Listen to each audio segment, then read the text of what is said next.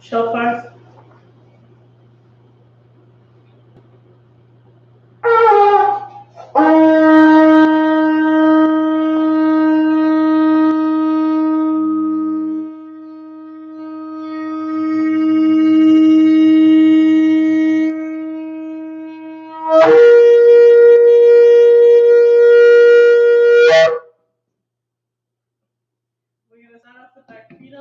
Deuteronomy chapter 6, verse 4. Shema Yisrael Ahaya, Ahaya Noah, Ahaya Echad. Hear, O Israel, the Lord our power is one power.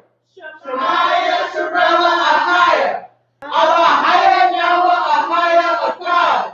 Hear, O Israel, the Lord our power is one power. Shema Yisrael Ahaya. Ahaya Noah, Ahaya Echad. Hear, O Israel, the Lord our power is one power. We give our praise to the Most High, Ahaya, Yeshaya, and while I walk the Holy Spirit. This is our Hebrew Israelite Awakening Lesson 9, and we're going to be going over Animals, Part 1. I'm a Kawath Melka. I am a Kawath Amuna. We want to thank everyone who donates to the Cash App. If you want to donate to this ministry, you download the Cash App, you type in $ Elder Tawad, and you follow the directions. First, we have a few announcements. Join us for our Wednesday Fruit of the Spirit lesson on gentleness at 9 p.m. Eastern Standard Time. Our Friday Health and Healing lesson at 9 p.m. Eastern Standard Time. And our Saturday Shabbat Revelation of Salvation series at 3 p.m. Eastern Standard Time. We're going to get started with a video before we go over the animals. The 5 most important animals in the world that humans cannot live without. Maybe the most intelligent creatures on Earth, but did you know that we are reliant on a number of animals which we live without? Number 5, earthworms. These often forgotten creatures are kings of the soil. Earthworms construct burrows in the earth, which act as air spaces, allowing oxygen and water to enter. This is key to the survival of other soil-dwelling invertebrates and is important for plant roots. Even just the presence of earthworms in a habitat improves biodiversity. Where there are lots of earthworms, bacteria and fungi follow. Although this might sound like a bad thing, these organisms help to break down nutrients and make them available to plants. Earthworms act as nature's plows, mixing up the layers and spreading nutrients, improving overall soil fertility. Even their feces are important, as it helps to give the soil a good crumb-like structure. Number 4, ants. With over 12,000 species of ants, we are extremely reliant on these little buggers in terms of decomposition.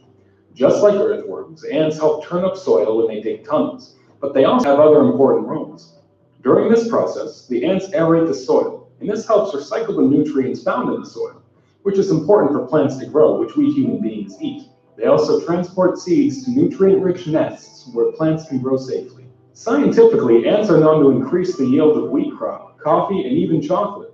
Without these ants, it would be difficult to get a steady supply of our morning coffee, chocolate for dessert, and for breakfast. To top that off, ants eat pests. Ants like to eat fleas, flies, larvae, and bedbugs, all of which can host parasites that are harmful to humans. In addition to that, plants balance the levels of oxygen and carbon dioxide on Earth.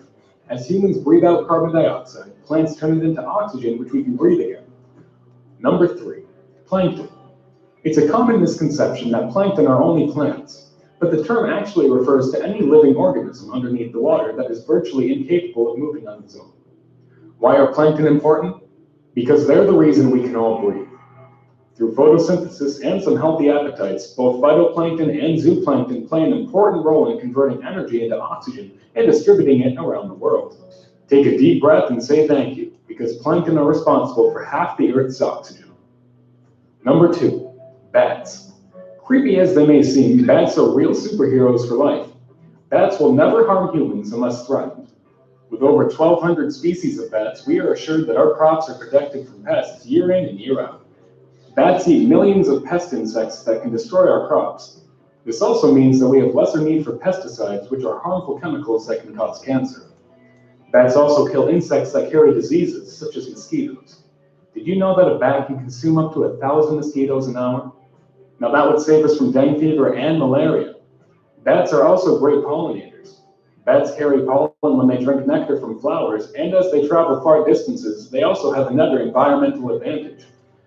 Bat droppings, especially from fruitivorous bats, have the significant role of seed dispersal, as unlike any other seed-dispersing animal, bats travel far distances, helping plants grow and survive in a variety of locations. Number 1, bees.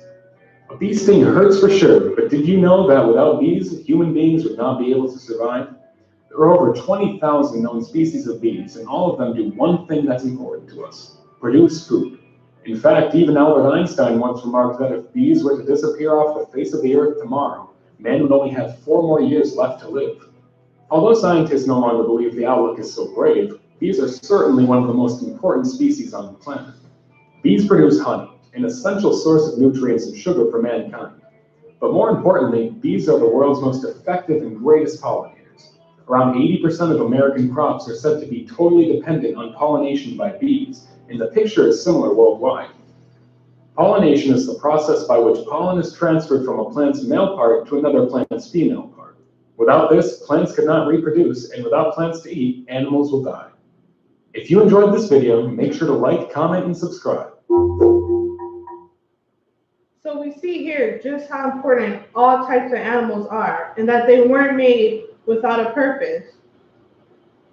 There is no Hebrew word for animal, nor is the word animal in the Bible.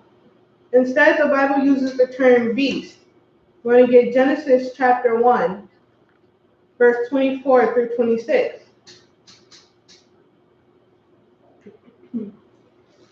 Genesis chapter 1, verse 24. And the Most High said, "Let the earth bring forth the living creature after his kind, cattle and creeping thing, and beast of the earth after his kind." And it was so. And the Most High made the beast of the earth after his kind, and cattle after their kind, and everything that creepeth upon the earth after his kind. And the Most High saw that it was good. And the Most High said, "Let us make man in our image, after our likeness, and let them have dominion over the fish of the sea, and over the fowl of the air, and over the cattle, and over all the earth, and over every creeping thing that creepeth upon the earth." So here we see in these 3 verses, the Bible doesn't say animal. They're referred to as beasts, fowl of the air, cattle, different things like that. But nowhere do we see animal. In Hebrew, beast is pronounced bama. Bama. Now we're going to get Leviticus 19 and 19 before we get into the animals and how you say it and information about them. And we're going to see what the Bible says about mixing animals. Leviticus chapter 19, verse 19. Ye shall keep my statutes. Thou shalt not let thy cattle gender with a diverse kind. Thou shalt not sow thy field with mingled seed. Neither shall a garment mingled of linen and woolen come upon thee. It says, thou shalt not let thy cattle gender with a diverse kind. What that means is we shouldn't be mixing animals that don't go together. For example, you have a liger, a male lion, and a female tiger. Now these animals are not bred out in the wild because they have their instinct to breed with their mates. These animals are bred in captivity by humans. We have a tiger, a male tiger, and a female lion. We have a zonkey, a zebra, and donkey.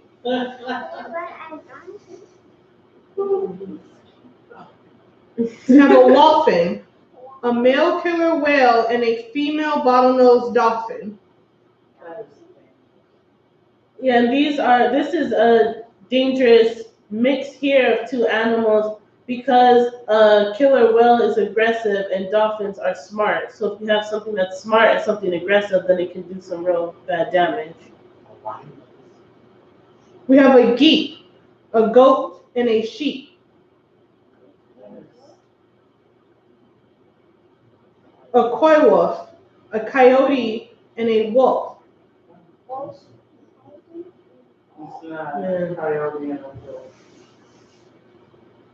A gorilla bear, a polar bear, and a brown bear.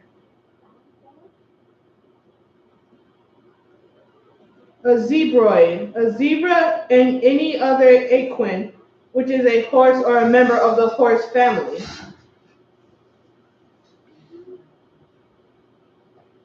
We have a savanna cat, which is your domesticated, your house cat, and then a serval. And a serval is a wild cat that's native to Africa.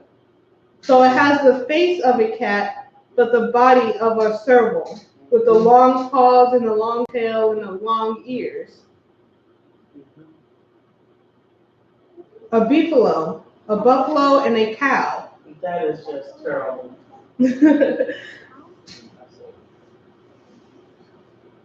A henny, a female donkey, and a male horse.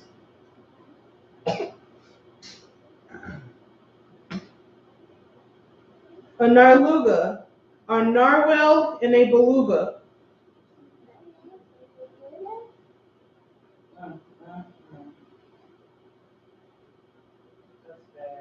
A cama, a camel, and a llama. And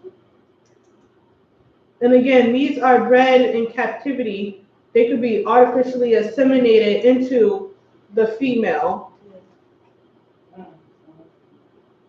We have a dizo, a cow, and a wild yak.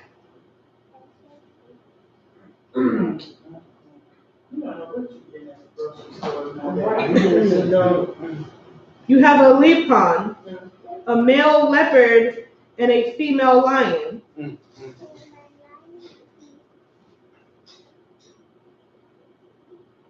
You have a mullard.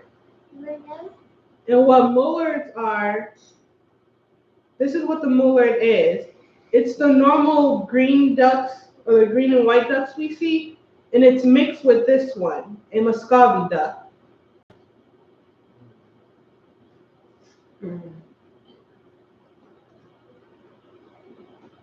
We have a zebron, a cow, and a European bison.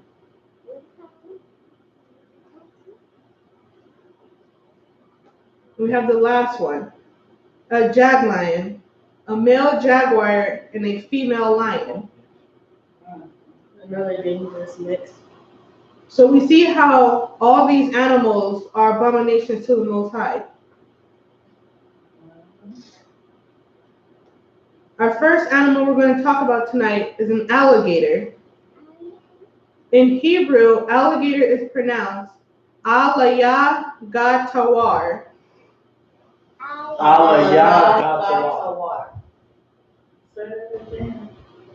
Alligator. Alaya Gatawar.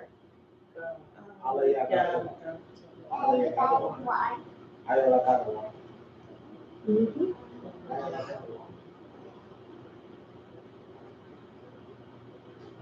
That's not alligator. Here's a photo of an alligator. Here's another photo of an alligator. Now we're going to get a video on some information about alligators. Okay, alligators certainly are one of my favorite reptiles for a number of reasons. First of all, let's distinguish alligators from crocodiles. They're all in the crocodilian family. Alligators are a subset of gharials, caimans, and true crocodiles like the Nile crocodile. So that's one differentiator. Alligators have a rounded snout on them where the crops are more pointed.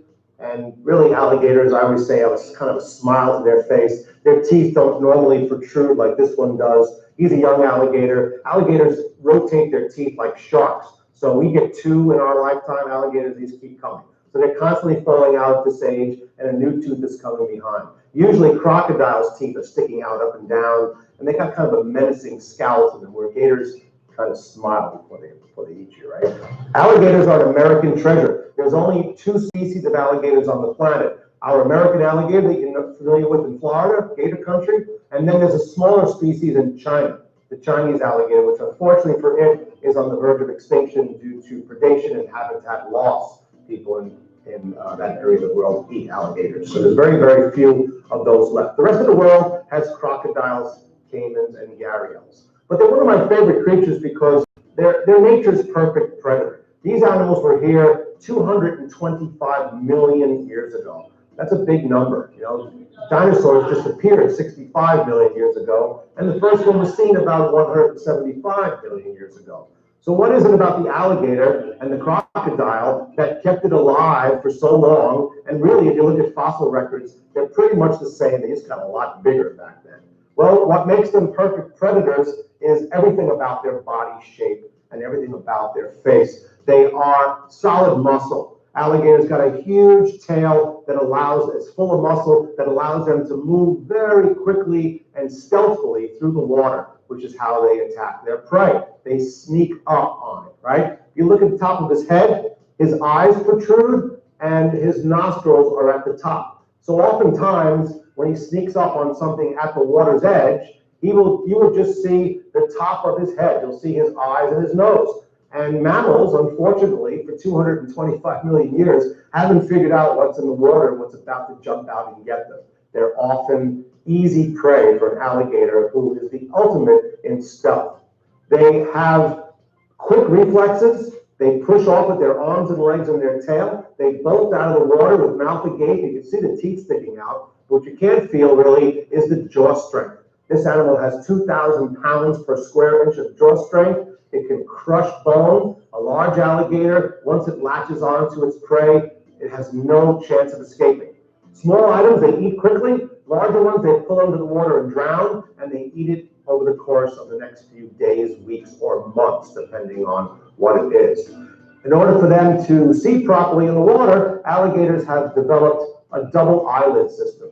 They have an eyelid that closes their eyes very efficiently to keep dirt out of it and when they sleep, but they also have a clear eyelid that's underneath that one that goes from the back to the front that allows them to go under the water and see clearly, much like you wear goggles in a chlorinated pool. So they'll have that eyelid closed. Their nostrils are like the hatches on a submarine. They close those down. They can go a good 45 minutes under the water, and then there's the business end, right? They sneak up on their prey. They come out of the water with their mouths wide open. Look at the sharp teeth there.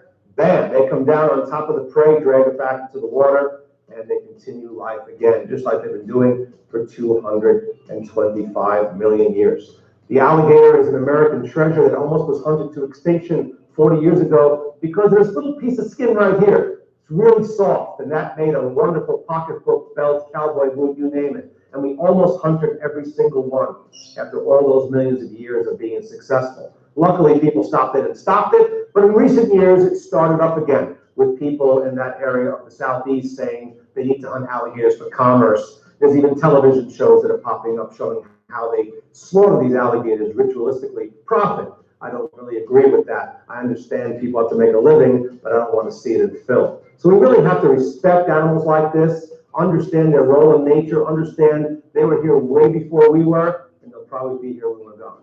The American alligator, certainly a U.S. treasure. Now, alligators were harvested for their skins, which were used to make boots, shoes, and saddles.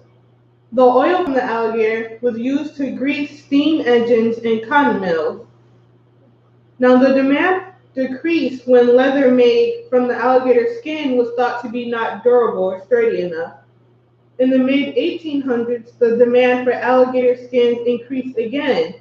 The skins were used to make shoes and saddles for the Confederate troops during the Civil War. Our next animal is an anteater. In Hebrew, anteaters pronounce Dabana Malayam. Dabana Dabanamalayam. Dabana Malayam. Dabanamalayam.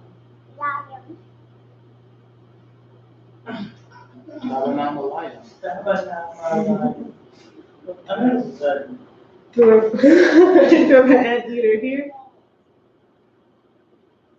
And a full-size anteater.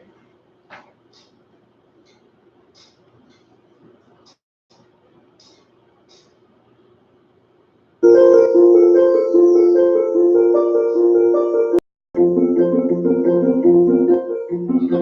you want to learn about giant anteaters? Well, let me introduce you to our giant anteaters right here at the San Diego Zoo. They yummy? Giant anteaters can be found from Honduras and Central America all the way to Bolivia in South America. They can weigh from 60 to 140 pounds, and their body is about 4 feet long. That's about the size of a golden retriever, but that thick, bushy hair makes it look even bigger. And speaking of big, look at that snout. No, not mine, hers.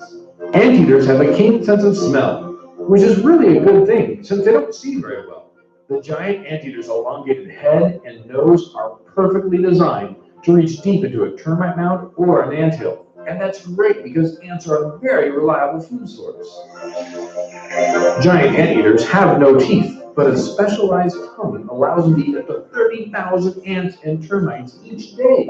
Check this out. The anteater's tongue is about 2 feet long and like a giant strand of sticky spaghetti. And look how that works. Back and forth. Did you know they can flick their tongue in and out of their mouth about 150 times a minute? That's more than twice a second. And they do it over and over again to get all these bugs.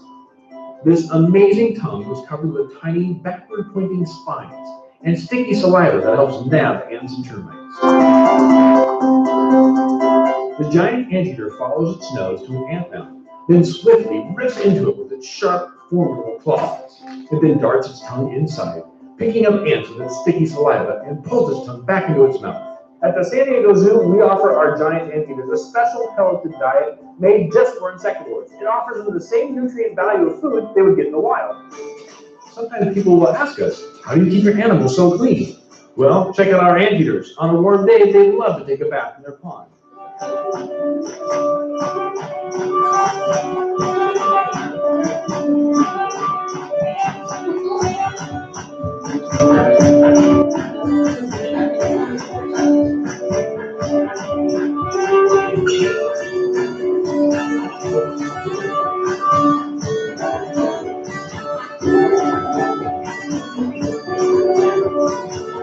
They walk with a slow shuffle, with their nose pointed to the ground. But look closely at what's happening with their feet. They keep their paws curled up and walk on their fists. Gotta keep those claws sharp for digging into ant mounds and defending themselves from predators.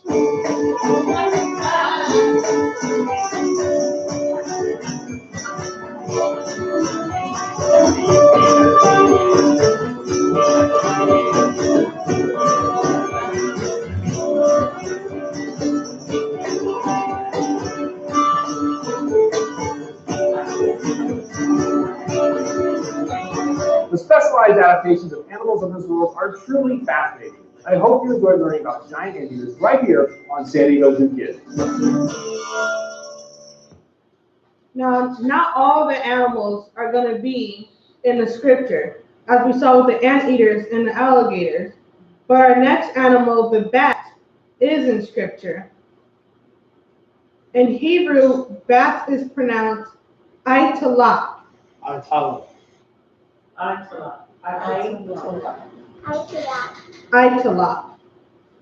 And it means bat. Aitala.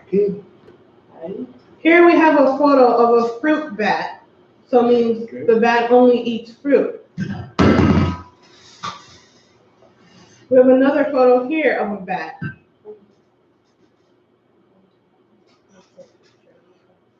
Now we're going to get some facts about the bat.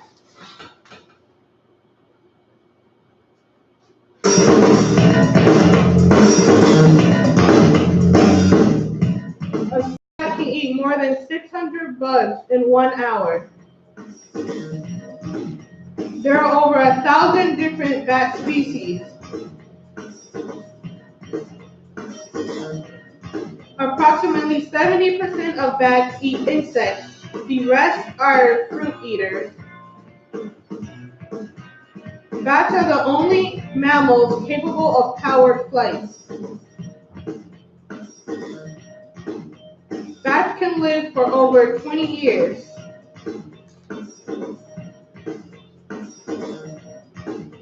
Vampire bats can carry rabies, making their bites potentially dangerous. In China and Japan, bats are symbols of happiness. Most bats are brown and black, but a few are colorful shades of orange or red. A bat can detect the warmth of an animal 16 centimeters away. There are no vampire bats in the U.S. except in zoos.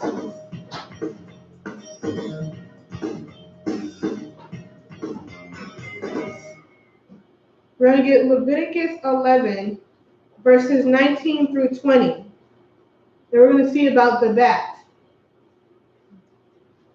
Leviticus chapter 11, verse 19. And the stork, the heron after her kind, and the lapwing and the bat, all fowls that creep going upon all fours shall be an abomination unto you. So here we see the bat is an unclean animal. Therefore, we're not allowed to eat them. We're going to get Isaiah 2 and 20. We're going to see a more spiritual meaning of the bat. Isaiah chapter 2, verse 20. In that day a man shall cast his idols of silver and his idols of gold, which they made each one for himself to worship, to the moles and to the bats. Now, if we look at Isaiah chapter 2, verses 6 through 22 talks about the day of the Lord, where Yeshua will be exalted. It also talks about how men will be humbled. But it also says that when they see Yeshua, they'll run and hide for the mountains and caves. Now we know bats and moles live in caves. It says that they're going to take their idols of gold and silver and throw it to the bats. The idols are useless to them. Now Isaiah uses bats here because look at the characteristics of a bat. They're blind. They have the blindness. They also have a love for darkness, hence why they live in the cave. So what Isaiah is saying that these people, they hate the light and they're spiritually blind, just like a bat. Our next animal is the bear. In Hebrew, bear is pronounced dab. Dog. Dog. Dab. Dog.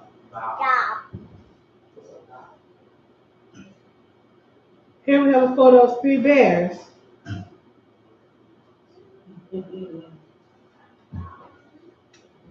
Here's another photo of a bear. You know somebody said where's the Now we're going to get some information on bears.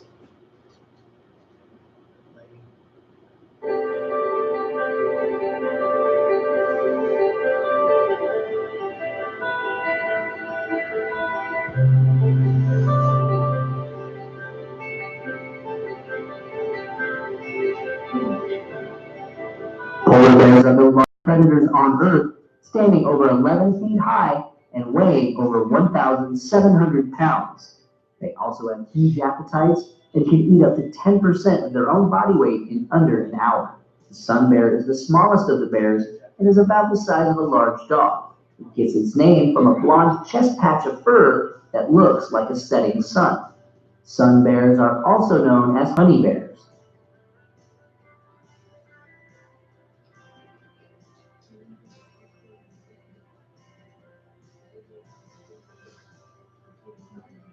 Churchill, Canada, is known as the polar bear capital of the world. Every spring and summer, the icy bay melts, depriving the polar bears of their primary hunting grounds. Unable to stock seals, 1,000 hungry bears come into town looking for food. Despite the danger, the people of Churchill have managed to adapt to the annual bear invasion. For example, it's customary to leave cars unlocked in order to offer an escape for pedestrians who might encounter polar bears.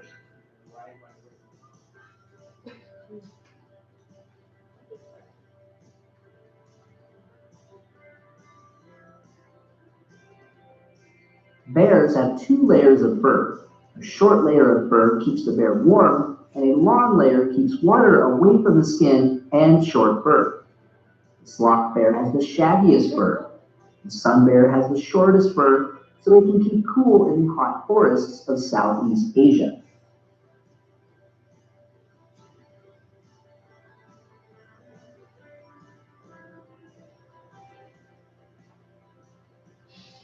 Bears are extraordinarily intelligent animals. They have far superior navigation skills to humans, excellent memory, and large brain-to-body ratio. Bears are known to use tools in various contexts, from play to hunting, and even rolling rocks into bear traps to set off the trap and to eat the bait in safety.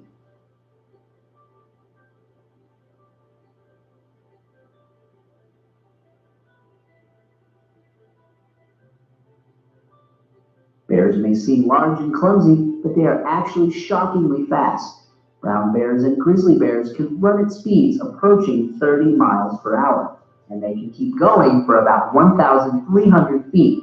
Polar bears have some serious swimming skills. Their huge webbed paws are perfect for cutting through the ocean at 6 miles per hour. In addition to high speeds, polar bears on average can swim non-stop for over 60 miles.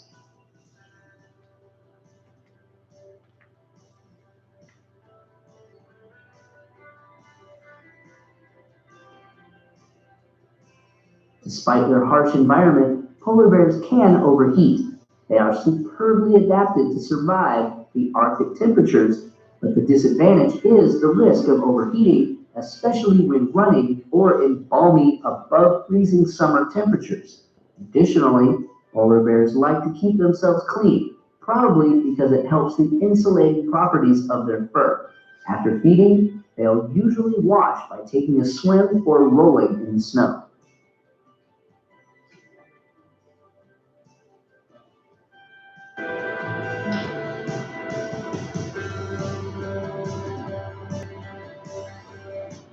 We're going to get 2 Kings 2, verses 23 to 24. We're going to see bear in the scripture. 2 Kings chapter 2, verse 23.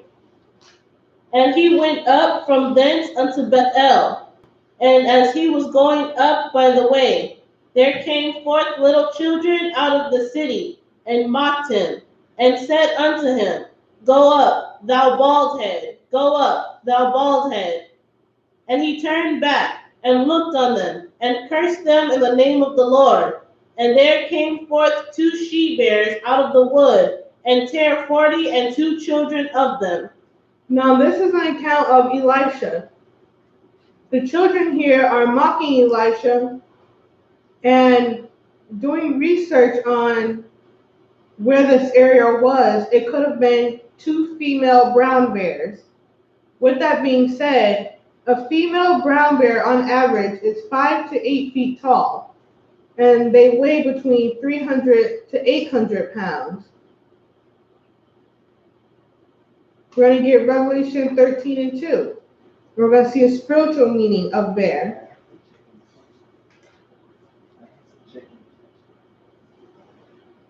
Revelation chapter 13, verse 2. And the beast which I saw was like unto a leopard, and his feet were as the feet of a bear, and his mouth was as the mouth of a lion. And the dragon gave him his power, and his seat and great authority. Now we know this is the beast in Revelation 13. The bear here symbolizes Persia, the feet of the bear. We have a photo here of what the animal looks like. And we see here that the feet are the paws of a bear. Our next animal is a beaver. Now, beavers are not found in scripture. In Hebrew, beaver is pronounced bawana. Bawana. Bawana. Bawana. Water.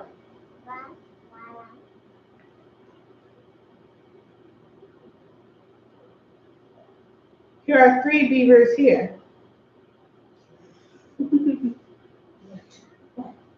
We have another one here. And the story behind this photo is that this beaver went to attack his 4-year-old daughter. So we see how big that beaver is. And in this picture, on the right-hand side, we see that the beaver's teeth is this orange color. And beavers' teeth are orange because they have so much iron in their body. Also, their teeth never stop growing. That's a fun fact. And their teeth are self-sharpening.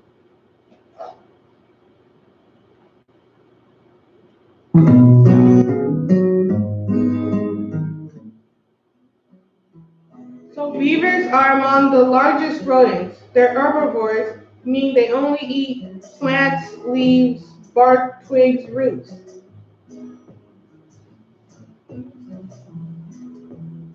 Beaver dams are created as a protection against predators such as coyotes, wolves, and bears, and to provide easy access to food during the winter. Is that what they prove it? To gnaw through tree trunks, they need extra strong teeth. Fortunately, their tooth enamel contains iron, which makes them incredibly strong, sharp, and orange. One of the most intriguing beaver facts is that their teeth never stop growing.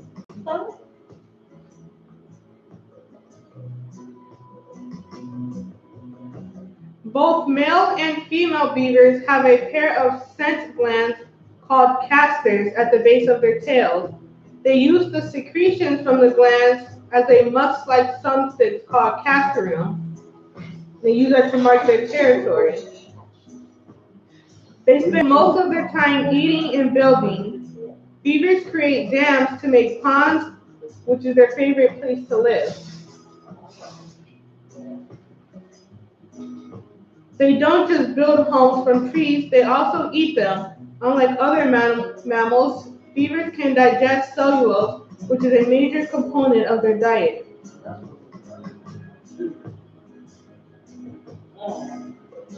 Beavers can swim 5 miles per hour and spend 15 minutes underwater without returning back to the surface for air.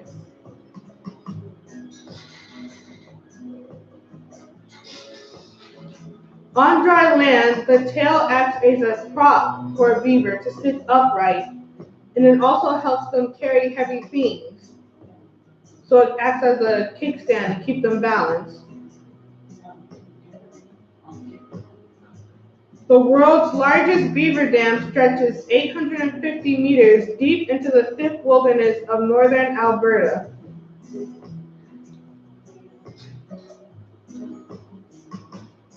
Beavers are monogamous, which means they have a male and female mate for life.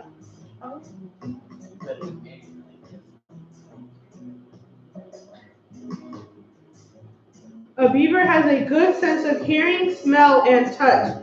It has poor eyesight, but it does have a set of transparent eyelids which allow them to see underwater, like the alligator. Beavers communicate by vocalizing, body language, scent marking, and slapping their tails against the water.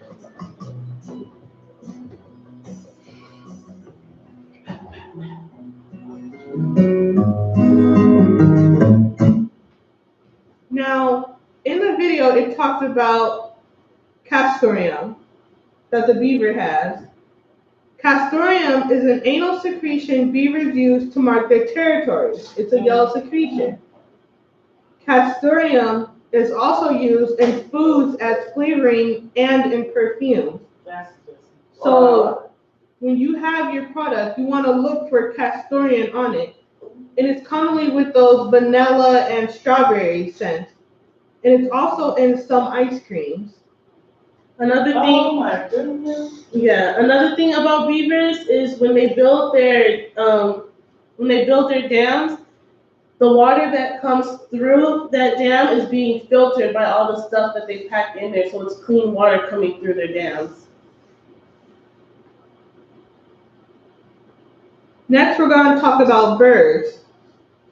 We're going to have our Hebrew word for bird, and then we know the Bible also uses fowl as well. In Hebrew, bird is pronounced Tazayah Hawar. Tazawah Tazayah Hawar. Tazayah Hawar. And that's bird in Hebrew. Tazayah Hawar. Our next word is fowl, which was another word used for bird in the Bible. In Hebrew, fowl is pronounced Iwa. Iwa.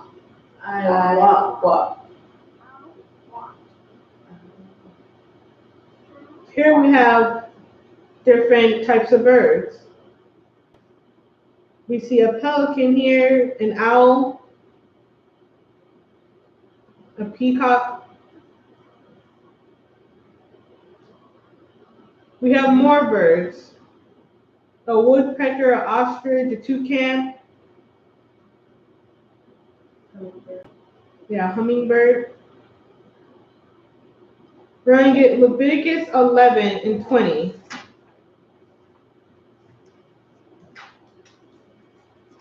And here we want to it has fowl in it, but there's something we want to point out in the Leviticus 11 and 20.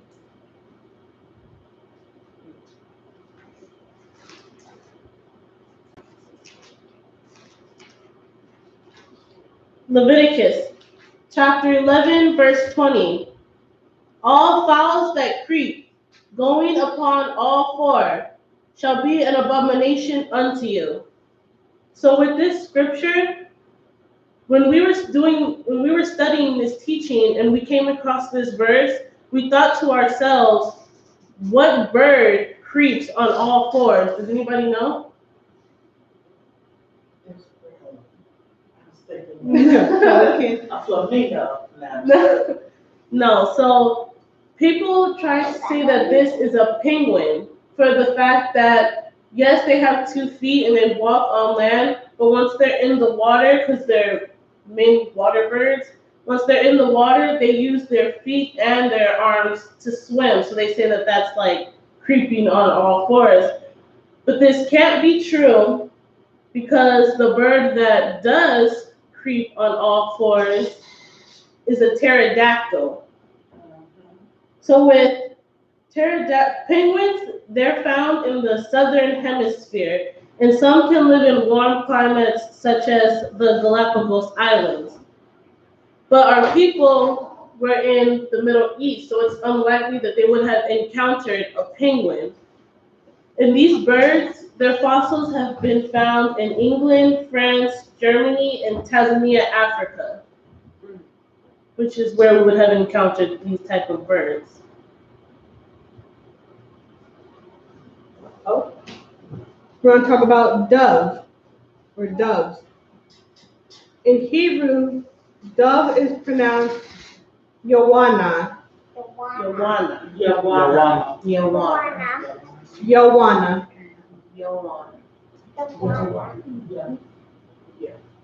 Here we have 2 doves here.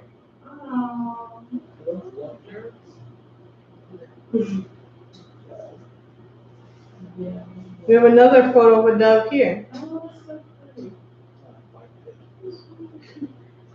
It's funny you say that. Now, people say that doves are the exact same thing as pigeons or turtle doves, as we're going to see in a later scripture. And they say that because they all look alike, they're all part of the same family. It's just their characteristics or their features that make them different. For example, a turtle dove is 4.7 ounces and a dove is 7.6 ounces. So doves, pigeons, and turtle doves are all part of the same family. They just look different.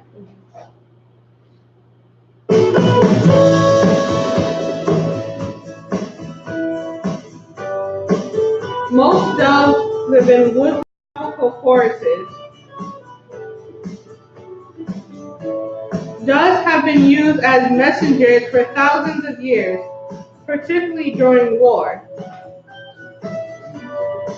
When you see doves eating the seeds, they're not eating them, they're collecting them and keeping them in their esophagus to digest later. Doves typically lay eggs 8 to 12 days after mating, and they hatch 18 days later. Male and female doves mate for life. Doves and pigeons are so popular, and the life of both are now at risk. When it comes to feeding the baby dove, it is a joint responsibility. The male and female dove feeds them. People also call dove birds as the morning birds due to the different sounds they make. The reproduction of the female dove bird mostly lays 2 eggs at a time. Doves can live up to be 20 years old.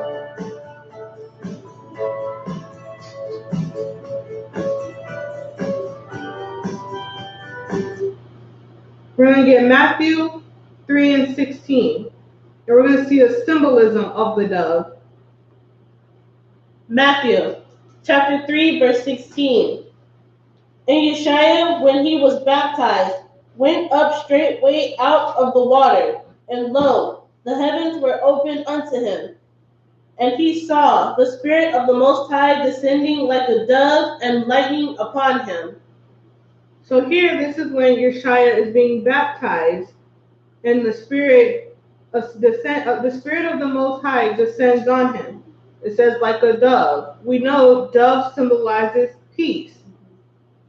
So here Is a spiritual representation of a dove. we're going to get Leviticus chapter 12 and 6. And we're going to see how turtle doves are used physically.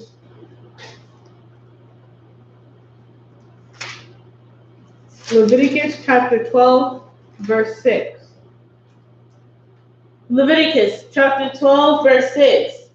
And when the days of her purifying are fulfilled for a son or for a daughter, she shall bring a lamb of the first year for a burnt offering, and a young pigeon or turtle dove for a sin offering unto the door of the tabernacle of the congregation unto the priest. So here, the turtle dove is being used as a sin offering.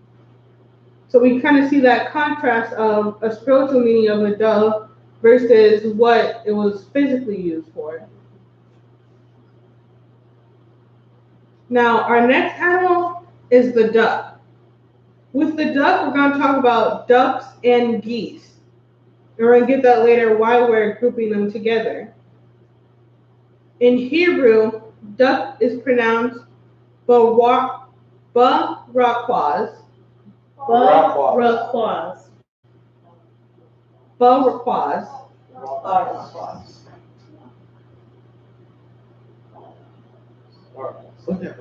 Here we have the 2 common ducks we see, the regular white duck, and then we have the green, brown, and white duck.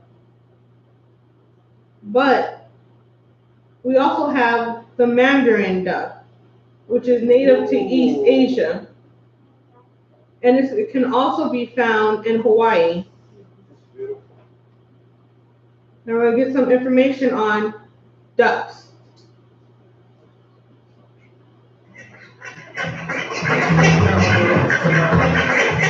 Number 10. Duck feet have no nerves or blood vessels, meaning that their feet do not feel the cold.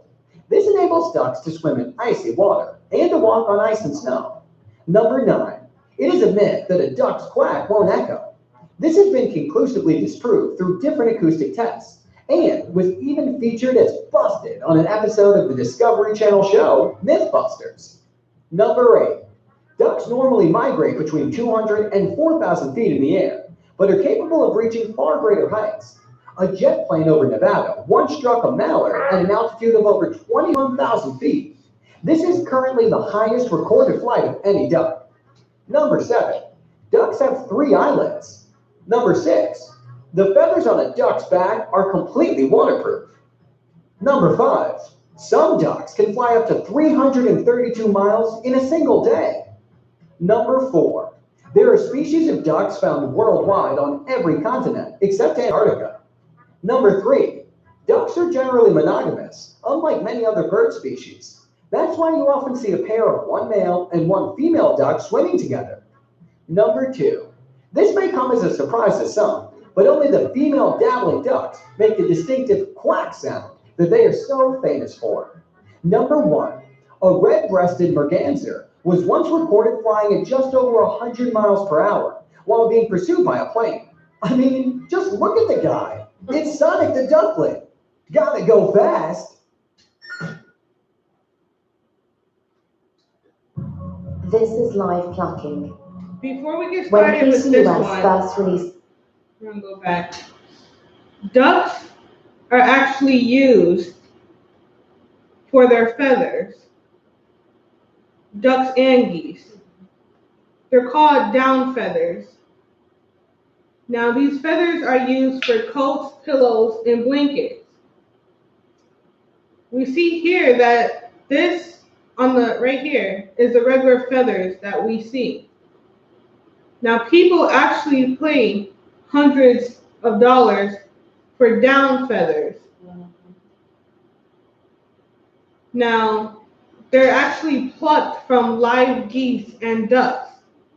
And now it leaves bloody sores, and the U.S. is actually secretly selling these, and they're telling them that they're not live birds. So we have a video that here that explains it.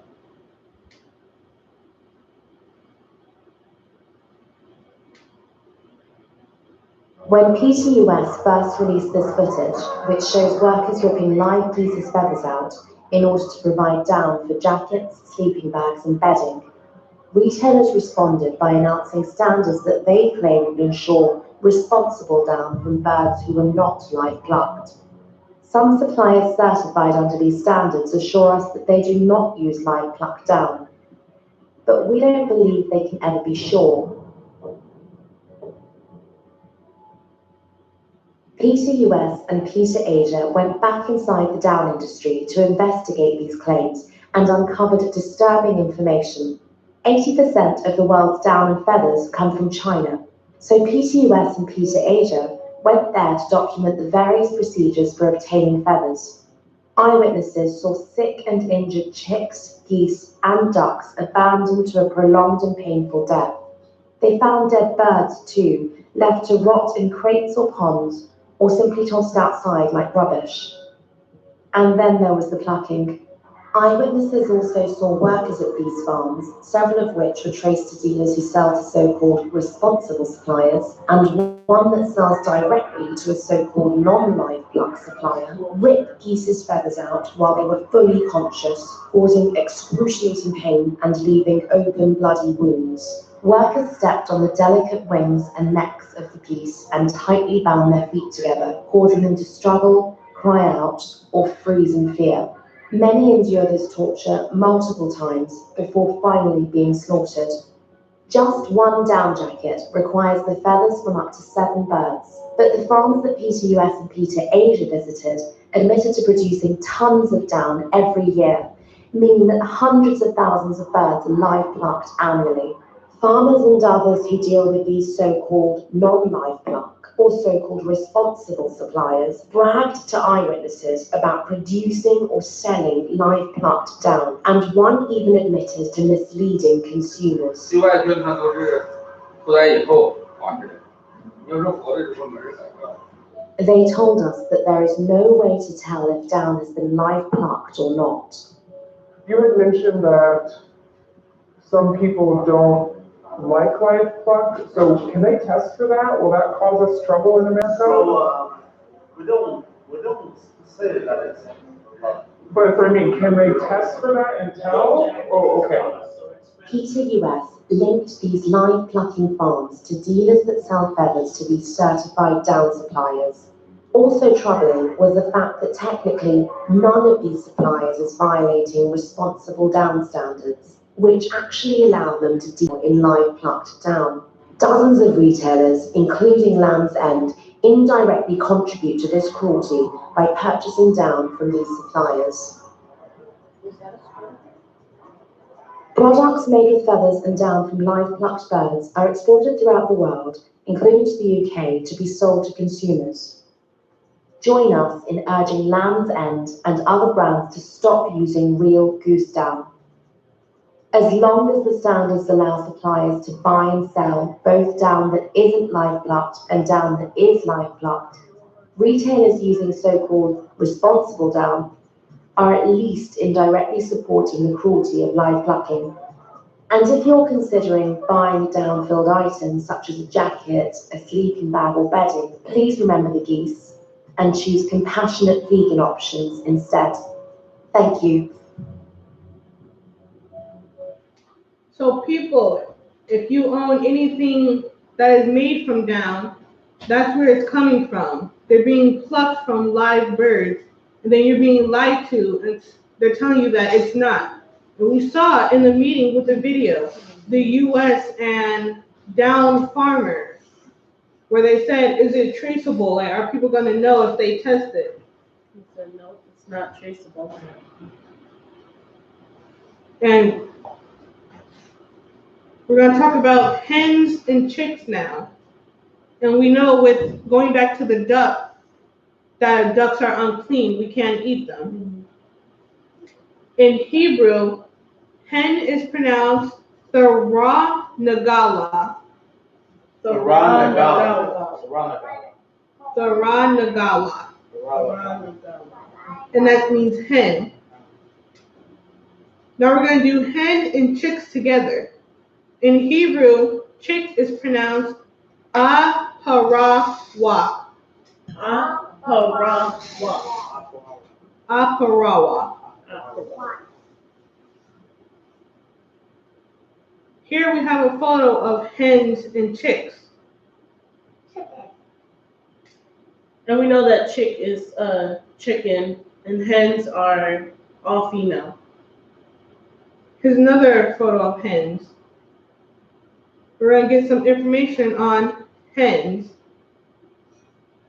What's up guys, DBL here from It's All Viral, and in today's video, we're going to be bringing you more of the same, but with a slight twist. Today's video is going to be 25 fun facts about chickens. Chickens actually have a great memory. They can distinguish between over 100 different faces of people or animals. A chicken is actually about 75% water. In Gainesville, Georgia, it's illegal to eat fried chicken with anything but your fingers. Seriously, go look it up.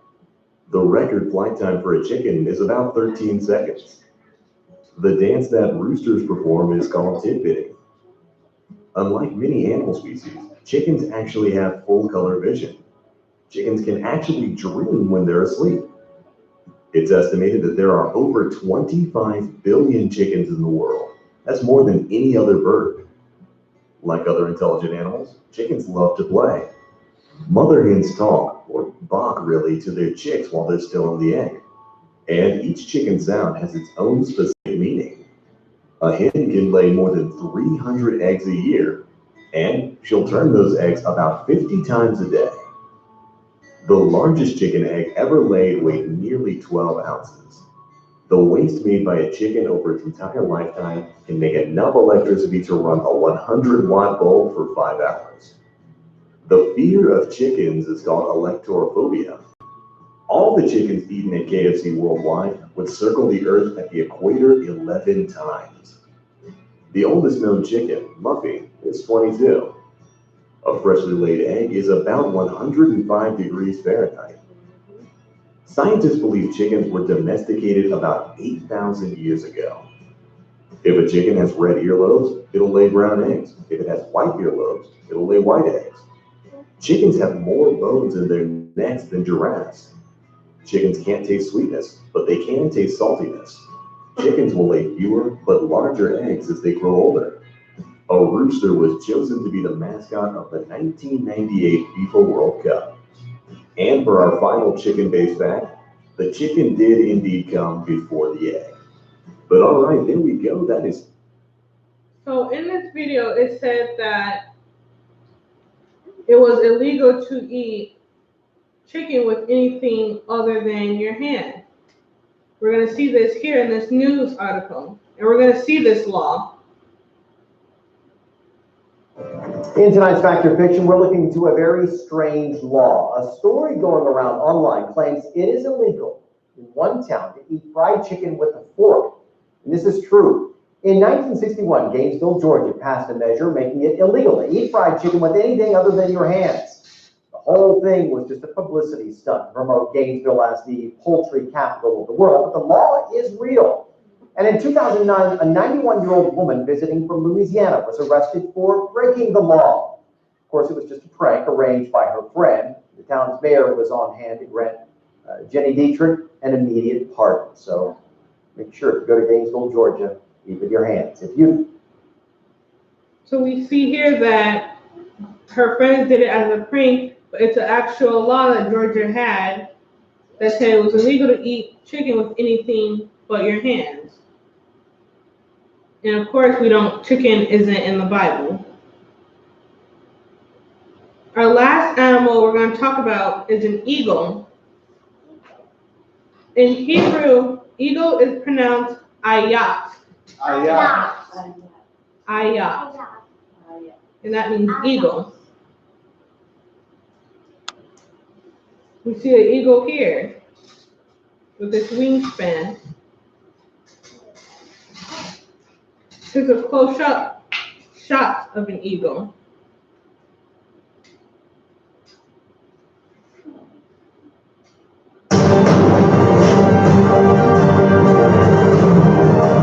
Top 10 facts you didn't know about bald eagles. Number 10, they steal and dumpster dive. A bald eagle can catch their own food with no problem, but why go to all that work when it's easier to steal food? Bald eagles are known for chasing down other birds that have caught fish and continually chasing them until they give up their catch to the eagle. They're also known for eating all sorts of garbage out of dumpsters. Yeah, I'm not sure those Cliff Bar wrappers are going to feel good coming out. Number 9, bald eagles mate for life. Bald eagles are usually counted as pairs. They're a lot like a human family in this aspect. They work together building a nest, share the work incubating eagle eggs, and take turns feeding the babies. Bald eagles usually find a mate at the age of 4 or 5, and they're together their whole lives. Number 8, females are larger than males. Female bald eagles are physically larger than males, which is unusual considering the large majority of animals sport the larger dominant male. Scientists can't figure out why. A few speculations are that females take charge of nesting duties, and being larger may help them be more dominant in doing so. It could also be just for the simple fact that the mother eagle will stay and protect her baby eagles and needs a more intimidating presence. Number 7, incredible eyes. Bald eagles have a wider field of view and sharper vision than humans.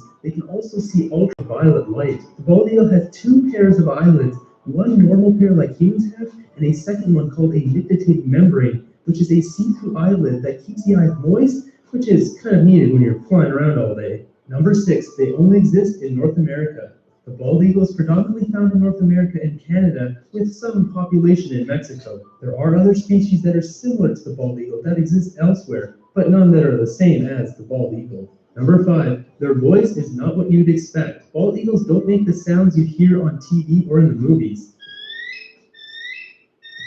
They make not so powerful chirps and beeps for sounds, which get dubbed over for the powerful screech you're used to hearing in movies. Number 4, they can float and swim. Bald eagles have large wings with hollow bones, allowing them to float very well. This evolutionary adaptation is so they can catch a fish, which often weighs a lot, then float or swim their way back to shore to eat the fish. Once an eagle locks onto their prey, they can't unlock their talons until they get to shore, where they can stand up. For this reason, if the fish is too big for the eagle to handle, the fish can potentially drown the eagle. Talk about picking your prey. Number 3, they almost went extinct. The bald eagle was almost wiped out in the United States When European settlers showed up and started setting up settlements, an act was passed in 1940 to protect them, but bald eagles were further wiped out when an insecticide called DDT, you know that stuff that's been linked to numerous types of cancer, was introduced to farmland in the United States. The number of eagle pairs dropped to 471, at which point DDT was banned in 1970. Since the ban on DDT, there's been a massive recovery for the bald eagle. Today, there are over 9,700 eagle pairs in the United States. Number 2, they live long lives. The longest living bald eagle died last year at an age of 38. Now, despite what you might think based on what you've seen in the past year, with articles going around about eagles living to age 90, yeah, that simply isn't true. Number 1, they perform an aerial dance. Bald eagle pairs have been found to lock their feet in the air while diving, putting them into a downward spiral. They hold on as long as possible before hitting the ground. Scientists aren't sure why they do this, but the same thing could be said for things that humans do. Which fact shocked you guys the most? Let me know in the comments below. I hope you guys enjoyed this video. If you enjoyed the content, subscribe. We're going to get Leviticus chapter 11, verse 13. We're going to see the eagle. Leviticus chapter 11, verse 13. And these are they which ye shall have an abomination among the fowls. They shall not be eaten. They are an abomination. The eagle and the osprey and the osprey.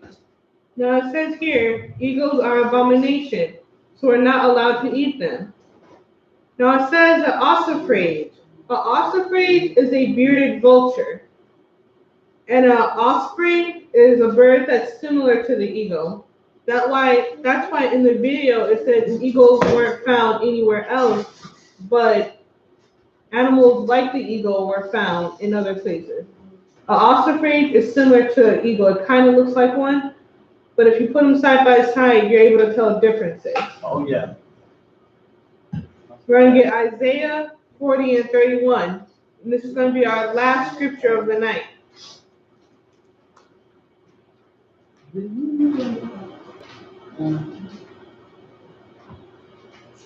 Isaiah chapter 40, verse 31. But they that wait upon the Lord shall renew their strength. They shall mount up with wings as eagles. They shall run and not be weary. They shall walk and not faint. Here we see a spiritual comparison with the eagle. And the eagle is used in this verse where it says they shall mount up with wings as eagles. They shall run and not be weary. They shall walk and not faint. Because an eagle is known for its great strength and its leadership. And its endurance. Yes, its endurance as well. Next week, we're going to have our animals part 2. And this one's going to have a lot more animals. We just have to cover the basis of not mixing animals and what the Bible called the animals. So do we have any questions here on the chat? No.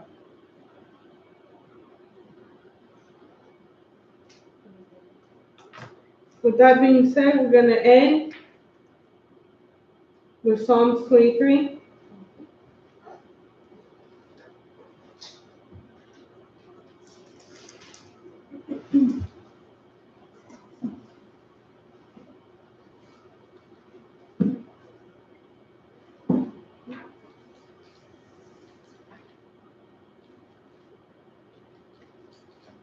The Lord is my shepherd, I shall not want.